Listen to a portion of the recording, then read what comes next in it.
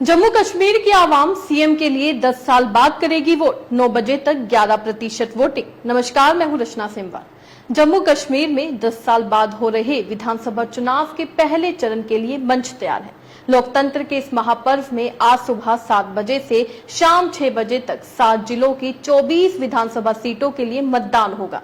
इसमें 16 सीटें कश्मीर से और 8 जम्मू से हैं। इस चरण में दक्षिण कश्मीर के 4 जिले पुलवामा, शोपियां, अनंतनाग और कुलगाम में आज मतदान होगा। वहीं जम्मू के 3 दूरदराज के पहाड़ी जिलों में मतदान होना है, जिनमें डोडा, किश्तवाड़ा और रामबन शामिल हैं। जिन मतदान केंद्रों पर आखिरी समय तक भी मतदाताओं की कतारें होंगी, तो वहां मतदान समय की अवधि भी बढ़ाने का प्रावधान किया गया है। बता दें, सुबह 9 बजे तक 11.11% वोटिंग हो चुकी है। सबसे ज्यादा किश्तवाड़ा में 24.83 मतदान हुआ, जबकि सबसे कम पुलवामा में 9.18% वोट डाले गए हैं। इसी बीच नेताओं द्वारा आज भी एक दूसरे पर व्यंग कर लोगों तक एक मैसेज पहुंचाया जा रहा है। गृह मंत्री अमित शाह की बात की जाए तो उन्होंने कहा, बेरोजगारी, आतंकवाद के खिलाफ वोट डाले। वहीं कांग्रेस अध्यक्ष मल्लिकार्जुन खड़गे ने कहा, वोट डालते वक्त यह जरूर याद रखें कि जम्मू कश्मीर को राज्य से यूटी बनाने का मजाक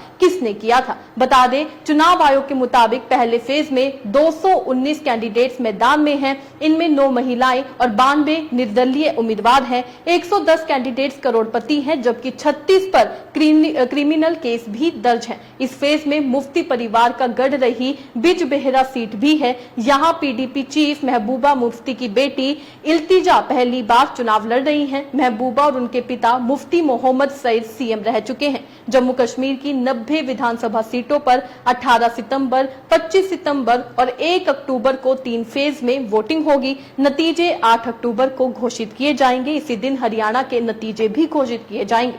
दरअसल जम्मू कश्मीर में 10 साल बाद विधानसभा चुनाव हो रहे हैं। 2014 चुनाव में पीडीपी ने सबसे ज्यादा 28 और भाजपा ने 25 सीटें जीती थी। दोनों पार्टियों ने मिलकर सरकार भी बनाई थी। अब आपको बताते हैं कि 2014 से 2024 का जम्मू कश्मीर का विधानसभा चुनाव अलग कैसे है।